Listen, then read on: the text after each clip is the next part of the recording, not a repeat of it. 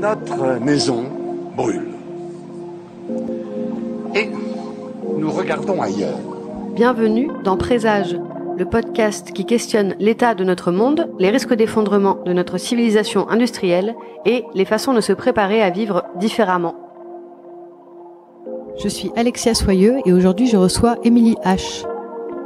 Émilie H est philosophe, maîtresse de conférences à l'Université de Nanterre et travaille sur l'écologie politique. Elle s'intéresse notamment à la question du récit et des imaginaires pour façonner d'autres manières de penser et de dire le monde. Elle questionne les concepts et leurs effets, comme ceux d'anthropocène et d'effondrement, ces grandes notions anxiogènes qui nous placent sur des échelles donnant un sentiment d'impuissance.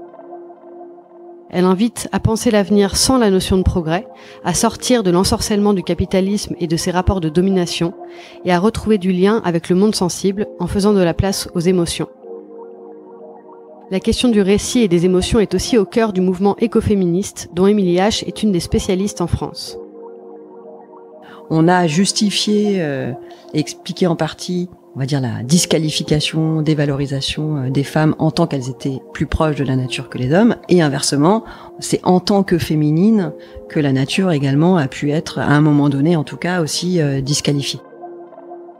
Mouvement militant né dans les années 80 aux États-Unis contre la menace de guerre nucléaire, l'écoféminisme interroge le lien entre destruction de la nature et oppression des femmes, deux formes de domination qui découlent des mêmes mécanismes et peuvent être combattues ensemble. Il développe une critique de l'idée d'une nature inerte et inférieure qui a été élaborée par la modernité et remet en cause le dualisme nature-culture. Face à la possibilité d'une destruction de la planète, les écoféministes ont revendiqué de se réapproprier à la fois ce qui relève de la nature et ce qui relève de la féminité, par des formes de mobilisation et de récits puissants qui font écho à la situation de mutation écologique actuelle. Avec Émilie H, nous avons donc parlé d'anthropocène, d'effondrement, de progrès, d'écoféminisme et d'autres façons de raconter le monde. Émilie H, bonjour. Vous êtes philosophe, maîtresse de conférences à l'Université de Nanterre. Vous êtes spécialisée en philosophie pragmatique, en écologie politique et vous travaillez notamment sur l'écoféminisme et sur l'importance de renouveler les récits au travers notamment de l'étude de la science-fiction écoféministe. Alors ça me tenait très à cœur de vous rencontrer parce que l'écoféminisme est un mouvement qui est extrêmement mal connu en France et on va revenir aux raisons, et parce que il éclaire, je crois, les enjeux contemporains de la crise écologique et peut-être même la convergence des crises d'une façon nouvelle, en questionnant la façon dont on raconte le monde, sans s'arrêter à l'idée paralysante d'un effondrement. Je voulais savoir d'abord comment vous en êtes arrivé à travailler sur l'écologie, et est-ce qu'il y a eu des moments clés qui ont changé votre vision du monde ? En fait, c'est intéressant comme question parce que je crois que j'ai eu le même faux départ et pour l'écologie et pour l'écoféminisme, dans le sens où j'ai commencé par, du fait de ma formation en philosophie, à lire des textes qui étaient censés être les textes qu'il fallait lire ou qui étaient les textes auxquels on avait accès dans cette discipline, et ceux auxquels j'avais accès dans ma discipline en philosophie sur l'écologie m'intéressaient pas. Donc j'ai commencé par ne pas m'y intéresser. De la même manière que les textes auxquels j'ai eu accès dans un premier temps pour l'écoféminisme n'étaient pas des textes qui m'intéressaient, et j'ai commencé par ne pas m'y intéresser non plus. Bref, et donc c'est venu par d'autres biais que par le biais de ma formation universitaire et de mon travail. C'est vraiment venu par l'extérieur.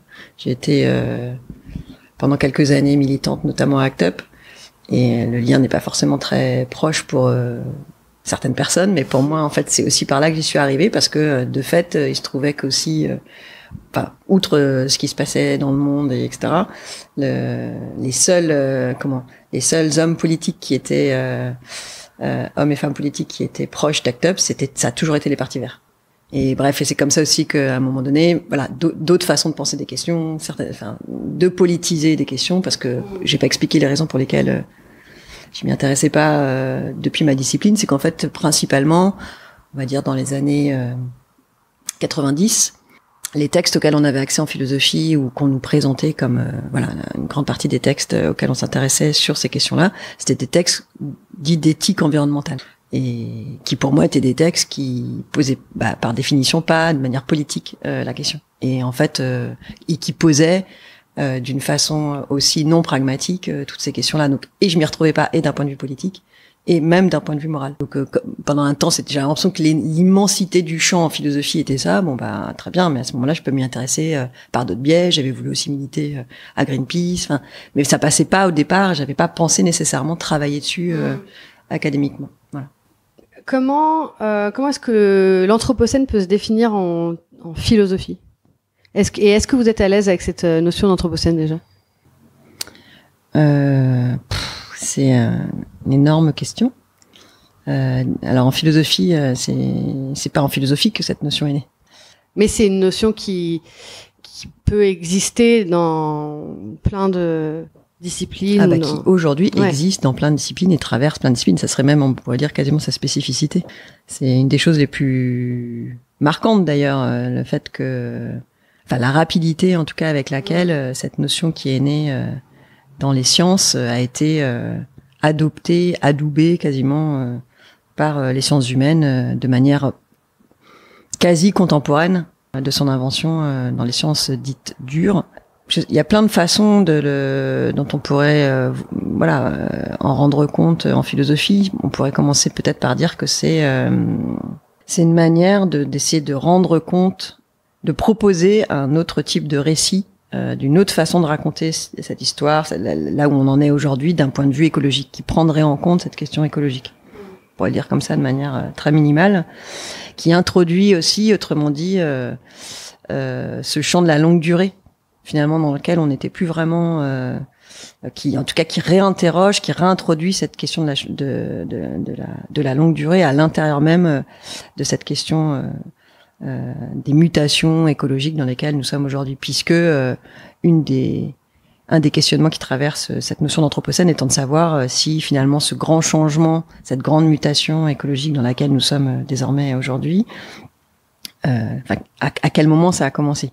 Et jusqu'à présent, on avait tendance à dire, non pas depuis toujours, mais depuis, on va dire, la révolution industrielle. Ce qui est très possible, mais simplement, ce qui est une des choses qui me semble intéressante dedans, quoi qu'on en pense par ailleurs et dont que je peux critiquer également de mon côté, c'est cette dimension-là de longue durée, à savoir, c'est peut-être cette histoire de révolution industrielle, mais c'est peut-être aussi à un moment donné en aval, on va dire, cette histoire de très grande accélération de deuxième quasiment révolution industrielle dans les années 50 qui est aussi extrêmement importante, mais c'est peut-être en amont aussi qu'il faut aller chercher un certain nombre de choses et ça nous oblige à repenser l'histoire dans laquelle, notre histoire moderne qui nous a amené à cette affaire-là. On voit aujourd'hui qu'il y a une pensée autour de l'effondrement du monde ou d'un monde qui est en train d'émerger fortement. Je ne sais pas si vous avez entendu notre Premier ministre parler d'effondrement à de multiples reprises ces dernières semaines. C'est un effondrement qui est déjà en cours pour des millions de personnes et pour le règne végétal et animal. Il y a une grande conscience que ce monde-là est en ruine, de la part aussi de ceux qui souhaitent pas que ce monde change. Est-ce que vous pensez qu'il y a une sorte de fascination de l'effondrement? Une idée un peu romantique que peut-être tout pourrait aller mieux après? Je sais pas, ça dépend de qui on parle, et ça dépend qui parle de l'effondrement, depuis quel point de vue, depuis où se placent ces personnes qui en parlent.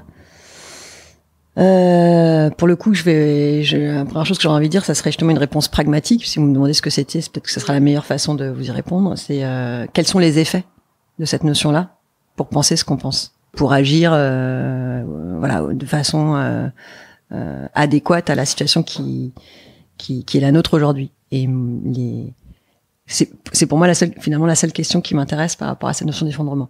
Après, elle s'inscrit, je veux dire, je suis pas historienne, mais j'ai des amis et des amies historiennes qui souvent me font ralentir et me disent, tu sais, il y a rien de nouveau sous le soleil, ou en tout cas c'est pas si simple que ça, etc. Et elles ont bien raison, à savoir qu'on sait très bien que notamment en ce qui concerne ce genre de pensée de fin du monde. C'est une très longue histoire, c'est pas du tout nouveau. Enfin, voilà, pour moi, l'effondrement est très proche de formes de millénarisme d'aujourd'hui. Après, une fois que j'ai dit ça, c'est pas une fin de non-recevoir. C'est toujours pareil. Quels sont les effets de cette affaire-là? Et c'est ça qui m'interroge. Si ça a pour effet, je pense que c'est ce qui est souhaité par ceux qui défendent cette idée et qui souhaitent je sais pas comment dire, la partager ou la diffuser. Si ça peut véritablement avoir pour effet des changements radicaux, pourquoi pas. Maintenant, je pense pas que ça va venir comme ça en fait. Donc, et j'ai plutôt peur que, je sais pas, j'ai plutôt peur d'effets assez négatifs de cet effet-là. Quoique par ailleurs, je puisse partager une grande, voire une immense partie des thèses qu'ils peuvent défendre. Mais je suis pas sûre. Pour moi, c'est une façon très dépolitisante, en fait, de poser le problème. Et ça me pose plein de problèmes. Que c'est pas chacun pour soi, à des petits niveaux micro-individuels, quand bien même toute cette dimension-là est tout à fait nécessaire, mais qui sera suffisante pour, me semble-t-il, changer l'action. Ça, je veux dire, j'ai jamais entendu chez les défenseurs, de cette notion-là, où j'entends plus, où disparaît pour moi un peu trop, en tout cas, le type de conflits sociaux inouïs dans lesquels nous sommes face à cette question écologique. C'est-à-dire qu'on est face à des multinationales, qu'on est face à des États qui en ont rien à faire. On parle de Trump, mais parlons de Macron, c'est absolument la même chose. Donc, à un moment donné, je sais pas si cette notion-là peut, et d'ailleurs, ce que vous venez de me dire, pour moi, va exactement dans mon sens. Si même le gouvernement Macron est capable de récupérer cette idée, c'est qu'elle est récupérable. Et je suis pas sûre donc qu'elle ait une efficace nécessaire. Par ailleurs, si je peux encore ajouter quelque chose, ce qui moi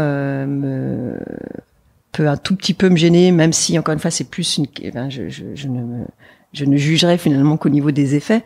Mais quand je vous parlais de millénarisme tout à l'heure, c'était pas complètement gratuit. C'est que j'entends souvent dans la façon dont c'est aujourd'hui un petit peu diffusé une forme de prosélytisme quasiment qui moi me gêne un petit peu. C'est au sens j'ai l'impression, voilà, on n'est plus en train de nous prêcher la fin du monde. Attention, convertissez-vous, la fin du monde approche. Mais je vais vous le démontrer scientifiquement. Ça revient exactement au même.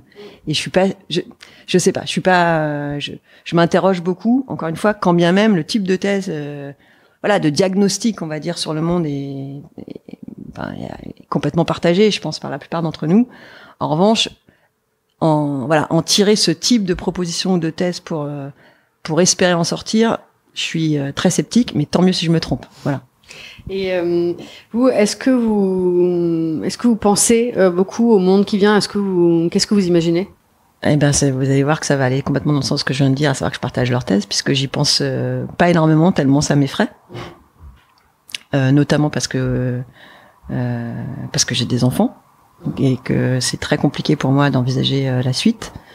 Maintenant, une des choses aussi peut-être, par laquelle je répondrais et qui à nouveau viendrait finalement aussi nourrir la question précédente que vous me posiez, c'est ce qui me gêne aussi avec cette notion d'effondrement, c'est que c'est pas du tout situé ni de la part de ceux qui parlent, ni j'ai envie de dire géographiquement, voilà.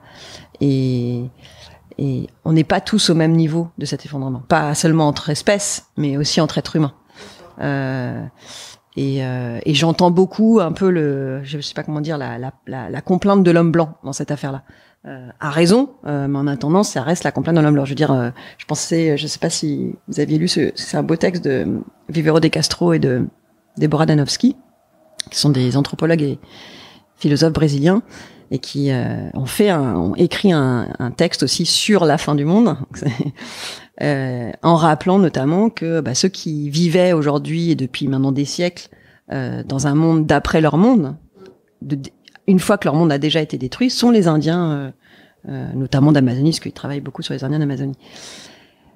Et il n'y a pas besoin même il y a eux, il y a aujourd'hui tous les migrants qui existent sur cette planète. Bon, et je suis pas sûre qu'on ait ça en tête non plus toujours quand on pense à cet effondrement. On pense à mon Dieu, pour plein de raisons tout à fait justes. Je sais pas, l'économie va s'effondrer. Il y a quand même, il y a une grande lassitude, je crois, vis-à-vis de l'idée du progrès.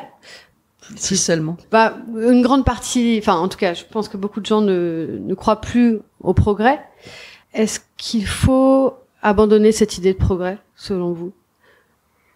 Je pense que c'est pas du tout si simple, parce que pour moi, si ça peut rentrer dans ce genre d'émission ou de discussion, s'il y a bien quelqu'un qui a essayé de ranimer de la manière la plus obscène et complètement décalée la flamme du progrès, c'est bien Macron. Moi, c'est un mec des années 50. Je sais pas d'où il sort. Il a beau avoir 40 ans, il est vieux comme plus vieux que mes grands-parents qui sont morts. Et enfin, ce qui nous, voilà, les discours au moment notamment de l'élection présidentielle, c'était des discours de progrès des années 50. Donc, je suis pas du tout sûre que cette idée-là soit complètement morte. Ensuite, en effet, après, évidemment, il faut distinguer, et je pense qu'elle n'est pas du tout morte chez ceux qui sont complètement ensorcelés par le capitalisme. Je crois parce que je pense pas qu'on puisse dissocier, en tout cas, cette capture par cette espèce de machine du capitalisme et la notion de progrès. En revanche, en effet, je suis d'accord avec vous pour dire que énormément de personnes sont très sceptiques par rapport à cette idée-là. Mais pour autant, là aussi, c'est une chose de pouvoir, d'avoir un rapport critique à cette notion, et puis ensuite de se rendre compte qu'on continue, par exemple, à penser avec des paradigmes qui sont complètement nourris, qui ont complètement intériorisé cette affaire de progrès. Et de là à ce qu'on en sorte réellement, c'est quasiment, enfin, c'est un travail collectif de changement de culture immense. Je veux dire, cette affaire-là de progrès, elle est partout. On voit donc qu'on a un besoin radical de pouvoir essayer de raconter le monde de façon différente. Sans progrès. Sans progrès. C'est une des choses, je pense, les plus difficiles. Peut-être apprendre à vivre dans les ruines du capitalisme. Quelles seraient peut-être là où les bonnes questions qu'il faut se poser? Est-ce qu'il faut se demander comment sortir de ce monde-là? Comment survivre à l'Anthropocène, ou peut-être comment se battre contre ceux qui ont intérêt à ce que ce système continue. Comment trouver les bonnes questions aussi pour avoir les bons combats, peut-être? Je dirais que on en a quelques-uns c'est même pas des exemples, mais c'est des mises en œuvre déjà des débuts de réponse ou des formes de réponse à cette question-là. Pour moi, clairement, un endroit comme Notre-Dame-des-Landes, c'est une réponse à ça. Et il n'y a pas que celui-là, il y en a plein d'autres, et en France et ailleurs, mais voilà, la réponse que j'aurais, c'est notamment ce genre d'endroit. Parce que ce sont à la fois des lieux de résistance et de construction, qui n'ont pas seulement un rapport critique, mais qui ont un rapport où ils cherchent à construire quelque chose, et quelque chose qui serait beaucoup moins dépendant de l'État, dont on peut aujourd'hui très difficilement se dire qu'il est complètement indépendant de la question du capitalisme. Essayer de se construire et de retrouver des formes d'autonomie en dehors, encore une fois, de cette économie de marché. Je pense qu'il y a ces formes de radicalité-là qui sont absolument indispensables pour imaginer sortir, trouver des manières. Et ce qui m'intéresse aussi, c'est qu'ils cherchent évidemment à l'intérieur de ça. C'est pas, ils y trouvent, ils créent de la joie. Il crée d'autres formes de vie désirables. Et l'enjeu, il est là. Et justement, qu'est-ce que vous avez pensé de la violence du gouvernement face à Notre-Dame-des-Landes en début d'année? Enfin, justement, parce que c'est peut-être exactement de ça dont on a besoin pour imaginer le monde d'après. J'en pense à la fois que ça veut bien dire qu'ils sont au cœur du problème, et à l'inverse que cet État a démontré de la manière la plus manifeste à quel point il est en guerre contre ces questions d'écologie, contrairement à tout ce qu'il peut raconter. Ça a montré qu'on est repassé, c'est pas complètement inédit, mais pour moi repassé à un niveau de violence d'État qu'on n'avait pas vu depuis, je pense, les années 50. Pour moi, j'ai l'impression qu'on est retourné dans un monde de Gaulle, que la parenthèse relative, qui avait ouvert un certain nombre de choses de 68 aujourd'hui est refermée. C'est des scènes de guerre auxquelles on a assisté là-bas. C'est délirant, et en même temps, voilà. Enfin, je veux dire, je pense que pour le coup, les parties sont bien présentes. Je veux dire, on sait qui est de quel côté. Alors, du coup, on va passer à l'écoféminisme. Comment est-ce qu'on peut définir déjà rapidement l'écoféminisme? Parce que c'est un mouvement qui est quand même très divers dans ses combats, qu'on peut pas détacher du contexte historique non plus, et qui est très foisonnant dans ses formes. On pourrait commencer très simplement par rappeler la façon dont il a émergé. En fait, c'est vraiment au départ un mouvement et questionnement, courant d'idées collectif qui a émergé dans les années 80 aux États-Unis face à la guerre froide et la possibilité dont on se souvient pas toujours d'une guerre nucléaire. Mais pour comprendre aussi d'où sortaient ces femmes là comme ça, j'aurais pu sortir nulle part, cela dit, mais je dirais elles sortent, ce qui explique aussi peut-être qu'elles se sont orientées vers ce type de questionnement. C'est que c'était principal. Enfin, faut pas oublier que la fin des années 70, début des années 80 succède à peine à tout le mouvement anti-guerre du Vietnam et également évidemment les mouvements écologiques des années 70 et les mouvements féministes des années 60-70. Donc toutes ces, en fait, une grande partie, je pense, des femmes qui ont participé et inventé voilà ce mouvement écoféministe sont issues de toutes ces affaires-là. Et face à cette question du nucléaire, en fait, ça les a amenées à poser des questions qui croisaient les différentes luttes dans lesquelles elles pouvaient être, en se disant c'est un même monde, c'est une même culture qui a un rapport à la nature totalement destructeur, qui a une histoire des sciences, une histoire culturelle, une histoire des pratiques, même agricoles, etc., qui a un rapport d'extrême violence, où on considère que c'est ce qu'on appelle la nature est inerte, etc., etc.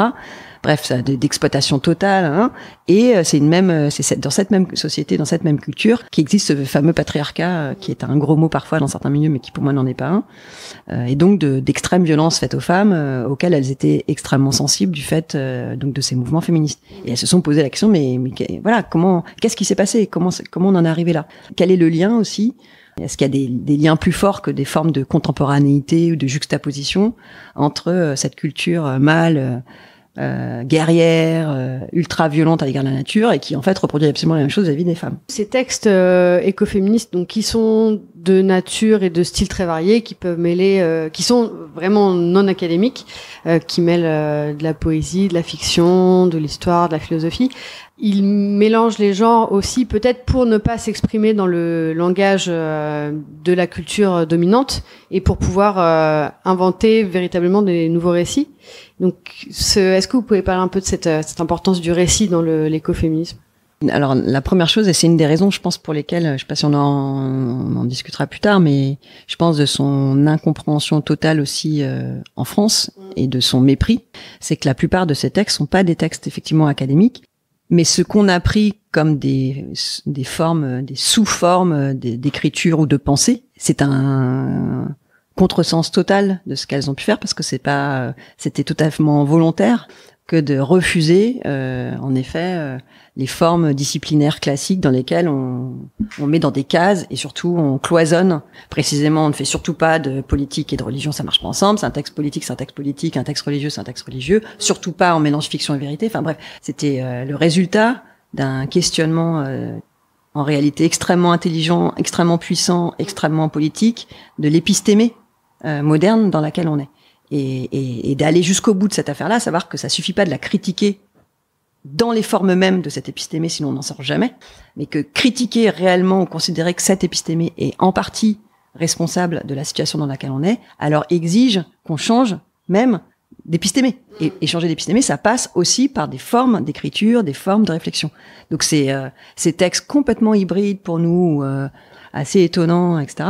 C'est pas seulement lié au fait qu'elle soit militante, beaucoup étaient militantes et académiques, mais c'est tout à fait volontaire, sans parler de, je sais pas, toute la tradition états-unienne par exemple de poésie et politique qu'on n'a pas du tout en France. Enfin donc voilà, c'est une des raisons, je pense, pour lesquelles ces textes sont aussi puissants. Je cite juste un petit passage de l'introduction donc du recueil Reclaim. Les écoféministes semblent avoir senti avant tout le monde notre besoin vital d'avoir de nouvelles images à l'esprit, de nous aventurer dans un paysage transformé, de raconter de nouvelles histoires pour nous protéger des récits catastrophistes menant à la démission et à l'abandon de toute résistance dans des situations de désespoir. La culture, écrit Starhawk dans Rêver l'obscur, est un ensemble de récits que nous nous racontons sans relâche et que l'on combat en fabriquant des récits inconfortables et dérangeants au regard de l'imaginaire dominant. Donc c'est complètement ça, quoi. Oui, absolument. Et elles ont reformulé à leur façon, avec leur le problème qui est le leur de cette histoire d'articulation croisée, d'histoire croisée et de destruction de la nature et de misogynie, de haine du féminin, etc. Finalement, ce qui appartient à toute la tradition féministe, je veux dire, c'est pas propre aux écoféministes de considérer que il y a une histoire dominante, il y a des récits dominants qui viennent écraser ce qui s'est en partie passé, et que une des façons de résister et de se battre contre cette histoire dominante, c'est aussi de revenir sur cette histoire-là et de faire ce que Benjamin appellerait l'histoire des vaincus, ou ce que voilà. Donc en fait, ça fait partie de. Enfin, ça pour moi, c'est né de ça aussi. Ça résulte de ça. Justement, comment donc la destruction de la nature et l'oppression, l'oppression des femmes font partie d'une même culture, et comment la pensée écoféministe articule justement ce lien femme-nature. Il y a plusieurs façons, il y a plusieurs mouvances, disons. Mais faut bien comprendre ça parce que c'est assez subtil, et du coup, je pense que c'est pour ça que ça a été aussi mis de côté. Enfin, on va en parler. Il y a plein de façons, effectivement, de la raconter, mais clairement pour elle, peut-être une trame commune à toutes, quels que soient ensuite après les points sur lesquels elles insisteraient, etc. est lié à le fait de repérer que dans la culture occidentale, si jamais ça veut dire quelque chose, mais enfin malheureusement je crois que ça veut dire aussi quand même un tout petit peu quelque chose, on peut repérer, et pas seulement depuis la modernité, mais même en amont de cela, ce que par exemple une philosophe australienne qui s'appelle Val Plumwood a appelé, a insisté à sa façon sur ce qu'on pourrait appeler une culture dualiste. On coupe le monde en deux. D'un côté l'esprit, de l'autre côté le corps, d'un côté le rationnel, de l'autre côté les émotions, etc., etc.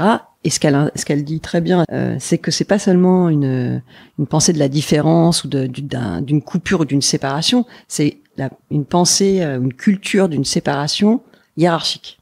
L'esprit est supérieur au corps, l'âme est supérieure à la matière, quel que soit le type de philosophie dans lesquelles on va, ça fonctionne comme ça. Le masculin évidemment est supérieur au féminin, la chasteté est supérieure à la sexualité, enfin etc.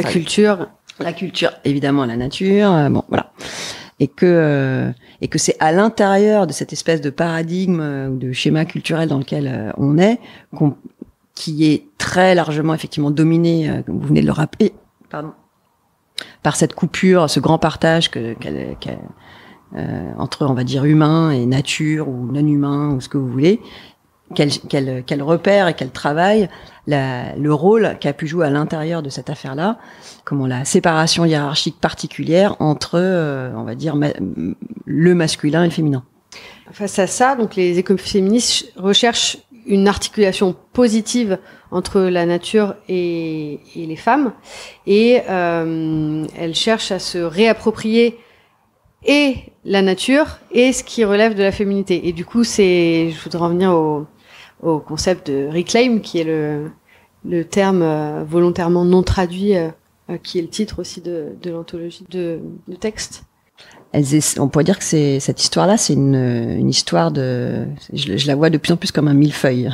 Donc il y a une couche qui se superpose à une autre, qui se superpose à une autre, et toute la difficulté étant d'enlever la première couche pour accéder à la seconde, pour accéder à celle d'après, etc. Le problème étant que à chaque couche, correspondant peut-être à des périodes historiques, des moments, etc., correspond aussi à un certain concept de nature, une certaine conception dans notre culture de la place des femmes et de ce que ça veut dire même femme dans notre culture, et puis une certaine conception des relations entre elles, et que ça change à chaque fois. Et donc à un moment donné, c'est extrêmement difficile de comprendre et de revenir au type d'articulations qui ne sont plus celles que l'on connaît aujourd'hui, qui ne sont pas les articulations modernes. Et c'est ce qu'elle essaie de faire. Or, ce qui les a intéressés, d'une part, c'est à partir de ce constat qui me semble, je pense, relativement partagé par tous, qui peuvent s'intéresser à ces questions et qui sont pas, je ne sais pas, sexistes ou etc. Que nous sommes aujourd'hui dans une période dans laquelle et la nature et considérée encore par, en tout cas tous ceux qui la détruisent, comme totalement inerte, comme sur laquelle on peut avoir absolument tous les droits. Et la plupart la situation dans laquelle on est aujourd'hui, étant que, à part peut-être une minorité de femmes privilégiées dont je fais partie, qui fait un métier d'homme, à savoir le métier d'homme par excellence, qui est celui de penser. C'est la grande thèse de Silvia Federici, qui est une philosophe italienne, le basculement, on va dire, dans le capitalisme, loin d'être un progrès aussi bien pour les femmes que pour la nature, a signé une défaite sans précédent pour la condition de la plupart des femmes et qui est tout à fait contemporaine et parallèle à la question de la nature. Et simplement, une façon dont les écoféministes ont d'expliquer cette affaire-là, c'est que on a justifié et expliqué en partie, on va dire, la disqualification, dévalorisation des femmes en tant qu'elles étaient plus proches de la nature que les hommes, et inversement, c'est en tant que féminine que la nature également a pu être, à un moment donné en tout cas, aussi disqualifiée. Évidemment, à partir du moment où on pense cela, c'est-à-dire qu'on considère pas du tout, comme dans une version du progrès, même marxiste, orthodoxe en tout cas, que il y aurait une forme de progrès des conditions des femmes face à un Moyen-Âge, notamment obscurantiste, où ça aurait été tellement terrible, que c'est pas malheureusement, d'une certaine manière, pas du tout comme ça que ça s'est passé, mais qu'au contraire, avec la nouvelle division sexuelle du travail qui s'est mise en place dans le capitalisme, les femmes ont perdu le peu d'autonomie qu'elles pouvaient avoir auparavant, le peu de liberté qu'elles pouvaient avoir auparavant, qu'elles se sont immensément paupérisées, etc., et que c'est dans le même temps qu'en perdant un certain type de liens que l'on pouvait avoir culturels, notamment avec la nature, qu'on connaît le monde dans lequel on est, avec cette révolution industrielle qui est une destruction, un ravage sans précédent de la nature, qu'elle s'intéresse à savoir, mais est-ce que ça a toujours été comme ça? D'où vient cette disqualification des femmes? Très bien, elle repose en partie sur une forme de naturalisation. Mais ça veut dire quoi? Et est-ce que on a pensé ça à toutes les époques?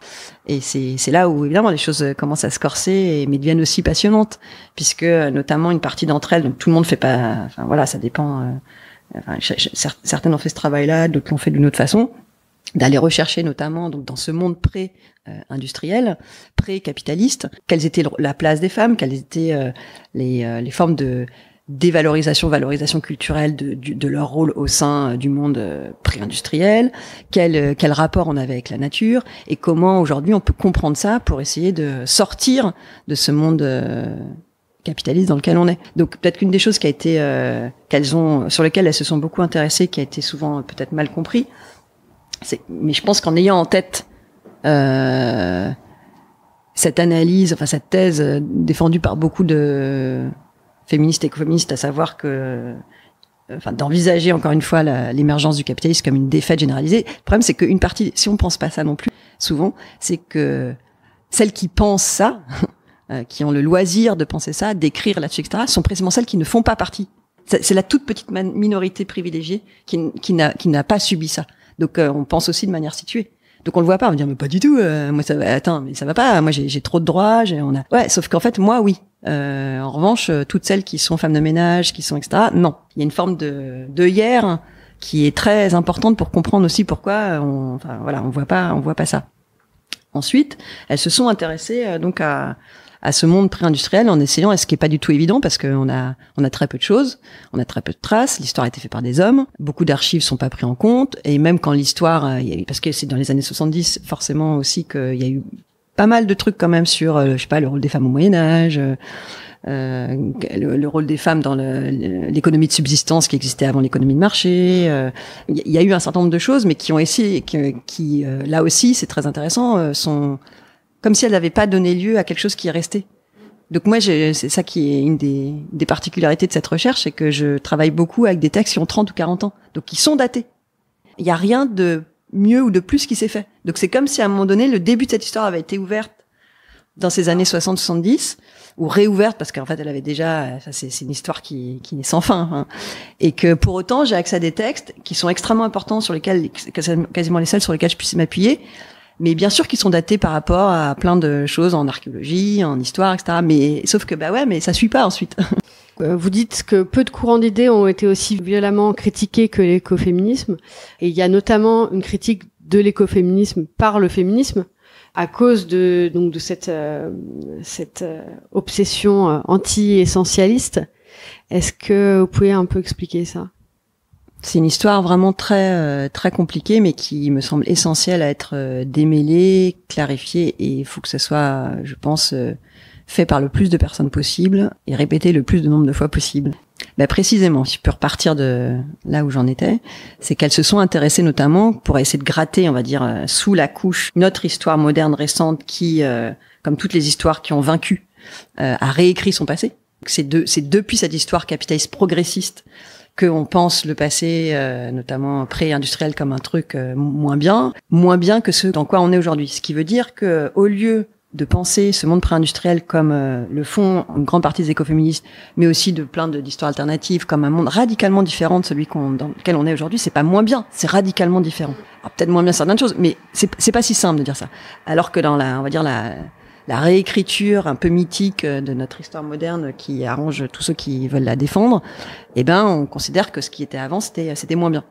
Sauf que c'est pas forcément le cas. Simplement, ça veut dire qu'elles se sont intéressées notamment aussi, par exemple, au rôle traditionnel que pouvaient avoir les hommes et les femmes, ce qui existait notamment dans ce qu'on pourrait appeler le patriarcat féodal, qui est un point qui est tout à fait essentiel pour comprendre le type d'autonomie que pouvaient avoir les femmes dans cette société-là. À savoir qu'il y avait effectivement des activités qui étaient considérées comme masculines, des activités qui étaient considérées comme féminines. Par exemple, sage-femme. Donner naissance, c'était des femmes. Après, ces séparations, ces activités et masculines et féminines pouvaient varier d'une région à une autre, etc. Après, je crois que par exemple sur sage-femme, ça a jamais bougé. Le premier accoucheur, en tout cas dans notre histoire à nous, il arrive au XVIIe siècle. Je sais pas si vous voyez. Depuis Platon, depuis toujours, les sages-femmes, c'est des femmes. Quoi qu'on en pense par ailleurs. On peut trouver ça, il y a plein de petits textes où on peut voir que toute l'organisation sociale était nourrie de ce genre de division, mais c'était des divisions qui étaient en très large partie, on va dire, complémentaires. Et c'était très différent du monde social dans lequel on est aujourd'hui, avec cette coupure privée-publique, domestique, pas domestique, etc., etc. Dans cette version-là, rurale, paysanne, à 90% ou je sais pas quoi, les femmes avaient des activités qui étaient aussi importantes et indispensables que celles des hommes. Dire si elle tissait pas, il y avait pas de vêtements. Si elle n'allait pas ramasser je sais plus quoi dans les champs, il y avait rien, etc. Donc il y avait pas le type de d'asymétrie, parce qu'il y en avait une aussi, j'ai parlé de patriarcat féodal, je suis pas en train d'idéaliser la chose, mais était beaucoup moins fort que cela l'est devenu dans le bouleversement social complètement différent qui est arrivé avec le capitalisme. Sauf que, j'en arrive à la question que vous me posez, une fois qu'on dit ça, et c'est une chose que je comprends de moins en moins en fait à force de comprendre dans l'autre sens, mais c'est que dire ça, c'est pas dire que ces activités sont naturellement féminines. À quel moment des écoféministes ou des historiens ont pu dire ça? Jamais. C'est des données anthropologiques. Et c'est pour des raisons anthropologiques et culturelles qu'on peut l'entendre.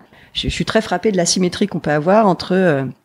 si on va lire, par exemple, des récits anthropologiques de je sais pas quelle communauté indienne ou de je sais pas quel endroit très exotique, très loin, et quand on vous parle de par exemple, cette division pré-industrielle du travail, à aucun moment on va dire « bouh, essentialiste ». On va dire « ah bah ouais, c'est d'autres formes, nature culturelle, anthropologique, évidemment que ça relève de la culture, autrement dit ». Pourquoi ? Et ça fait partie de cette histoire-là, jusqu'à quel point on a réinventé d'un point de vue, dans cette épistémie moderne, notre passé, au point que si on dit ça, nous, on est immédiatement accusé d'essentialisme. Et je pense que une des multiples façons, c'est pas du tout la seule, mais de répondre à cette affaire d'essentialisme, ça serait de dire que c'est une analyse, elle-même naturaliste quasiment, de cette question-là, que c'est qui est dépolitisée, déshistoricisée, désanthropologisée, etc., etc. Encore une fois, quand les écoféministes se réintéressent à ça, ils disent mais il faut se réapproprier ça. C'est pas dire moi, en mon être essentialiste, je suis faite pour. C'est de dire mais attendez, à un moment donné, essayons de comprendre ce qu'on a perdu, par où ça passe. C'est très matériel de dire que ça passe par des activités, c'est logique en fait.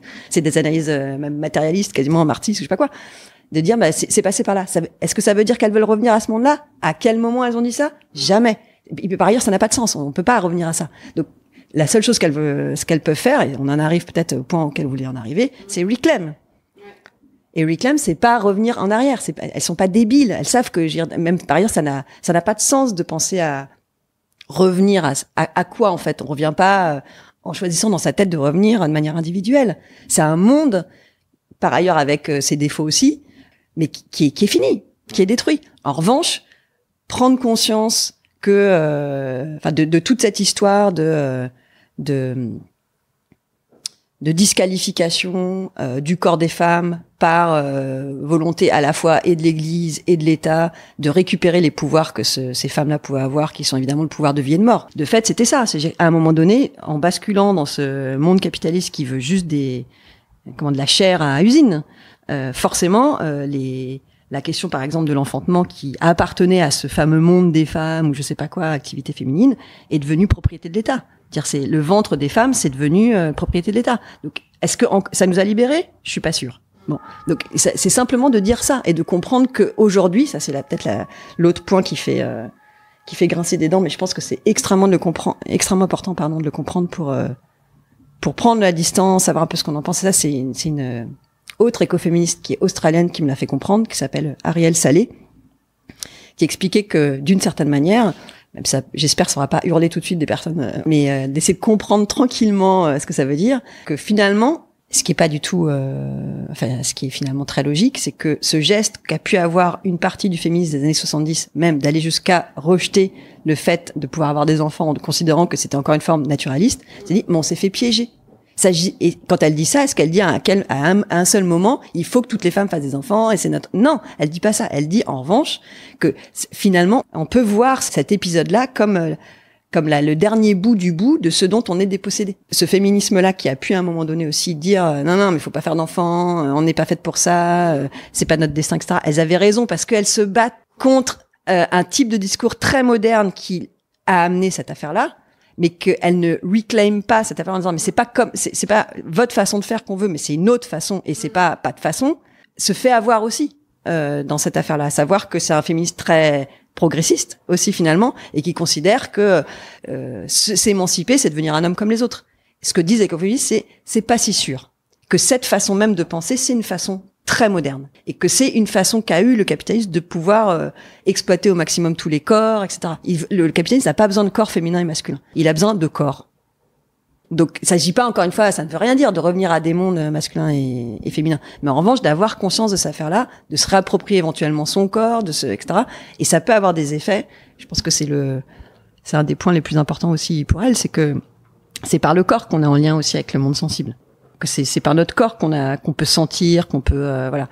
Donc se réapproprier son corps, c'est absolument nécessaire pour imaginer là aussi inventer, pas retourner à, mais inventer voilà d'autres types de liens avec le monde sensible dans lequel on est. Et comment vous expliquez que même en ce moment où le féminisme a plus de place et voilà, on en parle beaucoup du féminin, du féminisme en ce moment, mais il n'y a jamais de question d'environnement, de nature, d'écologie qui soit liée.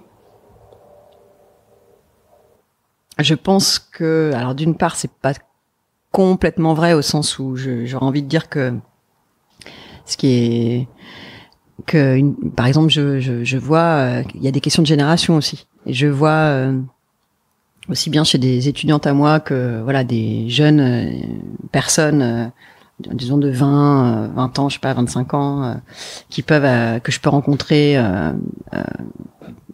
de différentes manières autour de ces questions d'écoféminisme, que elles sont pas du tout ça leur pose pas de problème, ces articulations-là, que on n'a pas besoin avec elles, comme je peux avoir besoin avec des personnes de mon âge, de 40 ans, ou même de 30 ans, ou de 50, encore plus, de passer une demi-heure à expliquer que ce n'est pas de l'essentialisme, et pour elles, on voit même pas la question, en fait. Donc c'est très même, perturbant, mais donc voilà, ça y est, on peut passer à autre chose. En revanche, je suis tout à fait d'accord avec vous que c'est pas du tout un lien qui est fait aujourd'hui, mais qui peut refléter, je dirais que c'est à la fois la suite de notre histoire du féminisme qui s'est pensé vraiment comme un féminisme qui a pensé l'émancipation comme un arrachement à la nature. Et en ce sens-là, il y a rien de plus moderne. Et c'est très difficile de l'entendre et de l'avaler, mais c'est vrai aussi. C'est comme ça. Enfin, je dirais, le geste de la modernité, c'est de rejeter la nature. qu'est-ce qu'a fait le féminisme, c'est de dire voilà, les femmes ne font pas, mais ça peut s'expliquer, on peut comprendre parce qu'on a été associés, identifiés, etc. Mais voilà, ce que elles font les écoféministes, c'est dire oui, il y a ça, mais il faut pas se faire avoir, il faut pas jeter bébé avec l'eau du bain. Donc on a été associés et on veut pas et on rejette ou on critique les formes négatives, asphyxiantes, mais non seulement on peut imaginer que, évidemment, on doit de trouver d'autres formes de liens, parce qu'on en fait tous partie, en réalité, c'est pas que les femmes, mais que ça passe précisément par aussi un renouvellement de notre façon de penser le monde sensible. Et que c'est peut-être l'autre raison, je dirais, pour lequel c'est toujours aussi dissocié, c'est que, concrètement, il n'y a pas de pensée de l'écologie collective, en tout cas à un niveau mainstream. Donc voilà, ça reste soit des débats académiques, soit à l'inverse des débats super alternatifs, mais ce qui domine les débats mainstream, c'est pas du tout ni une pensée tout court, et encore moins une pensée radicale de en fait il faudrait peut-être repenser complètement notre rapport à la nature, etc. Justement, comment les textes écoféministes réussissent à fabriquer de l'espoir, et comment ça fait écho à notre situation aujourd'hui? De différentes façons, je dirais. Je prendrai 2 exemples. D'une part, premier exemple que je donnerai, qui m'a beaucoup intéressée pendant un premier temps, en découvrant tout cet immense, je m'emballe, mais enfin ce grand champ, voilà, militant et activiste et intellectuel, c'est le type de manière de réagir qu'elles ont pu avoir vis-à-vis de cette situation absolument dramatique de possible guerre nucléaire.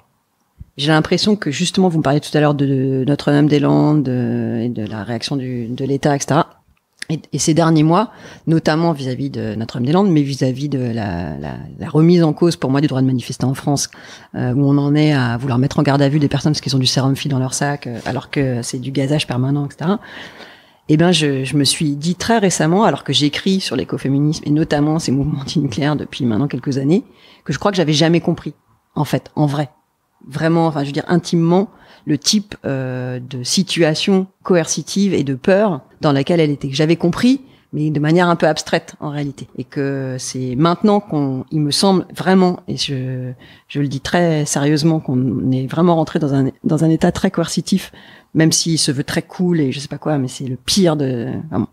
Que voilà, vouloir aider des migrants, on se retrouve à aller en prison, que vouloir quand Greenpeace va sur un toit d'une centrale nucléaire pour dénoncer le manque de sécurité, ils sont accusés de possibles actes de terrorisme. Enfin, c'est du délire, le monde dans lequel, enfin c'est complètement délirant. Donc autrement dit, on est dans un monde où précisément la plupart de nos actes nous engagent beaucoup plus que peut-être parce que le type de liberté collective se sont restreintes que pendant ces 30, 40 dernières années.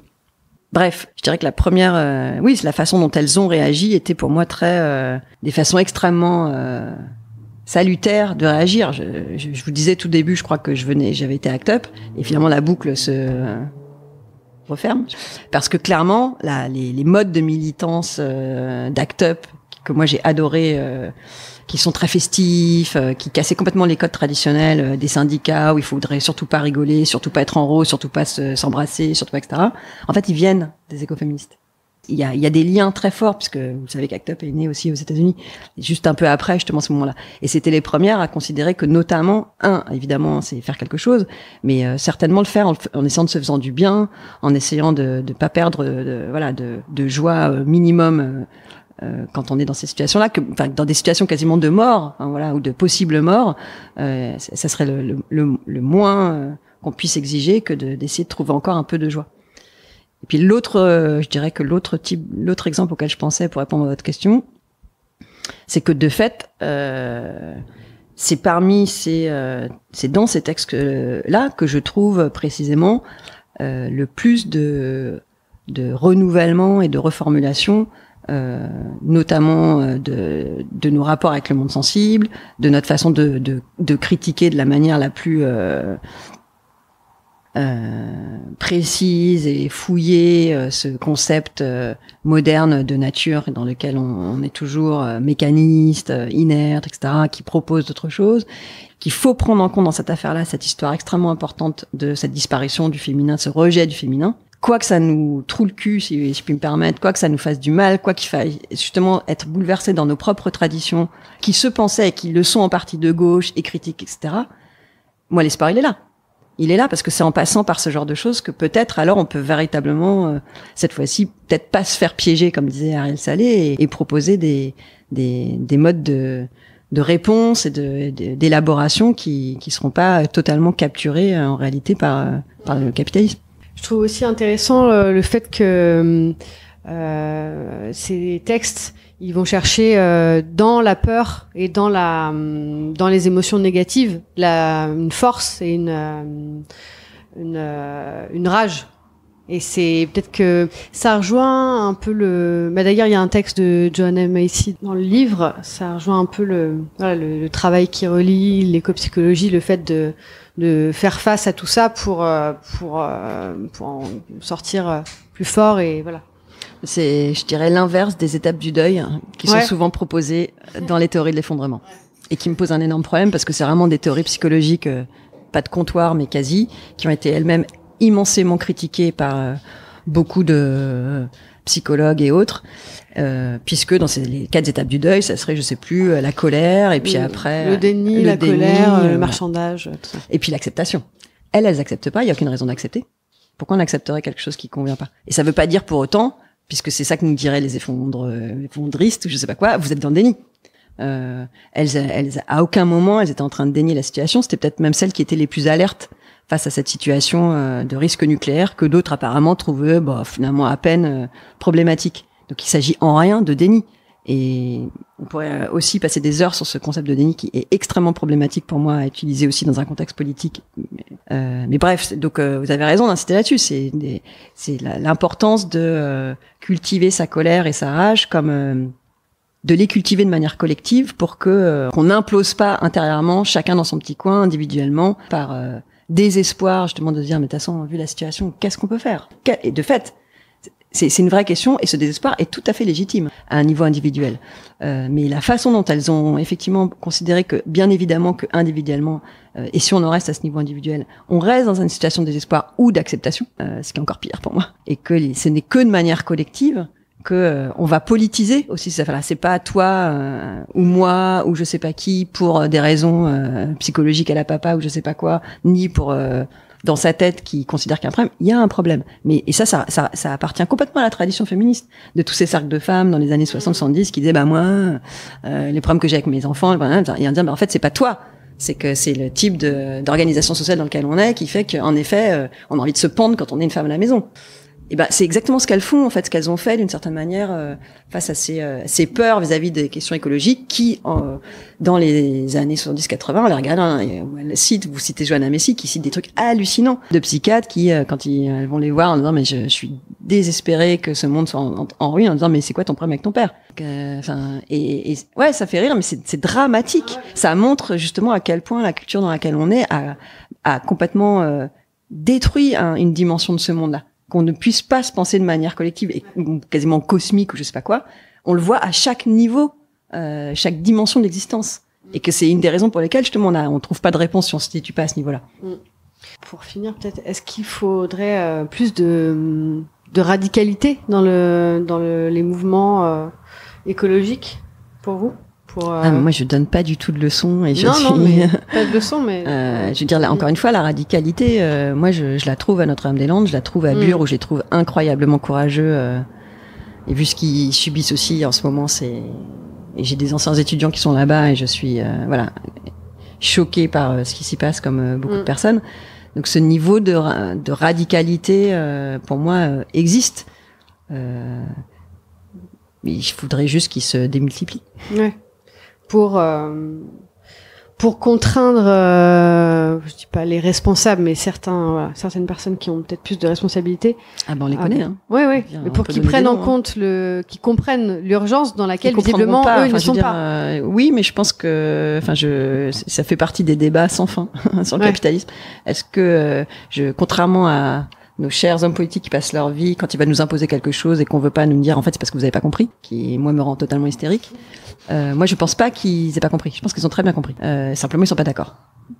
Donc c'est pas là, on n'est pas dans des discussions, on est dans des vrais désaccords politiques face auxquels il y a simplement des combats à mener en réalité. Je prends pas Macron pour un crétin. En revanche, je prends pour un véritable ennemi. Donc ma dernière question, et je pense qu'elle résonne particulièrement avec le thème de l'écoféminisme, c'est face à ce monde en ruine, comment cultiver la joie ? Comme tout le monde, je pense, en aimant. En aimant. Merci beaucoup. Merci.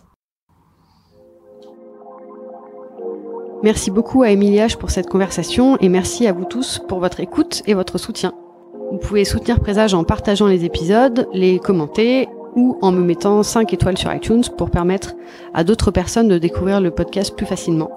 Présage est un podcast indépendant. Le générique est un extrait du morceau L'eau de Sabrina Bellawell mixé par Paloma Colombe. À très vite.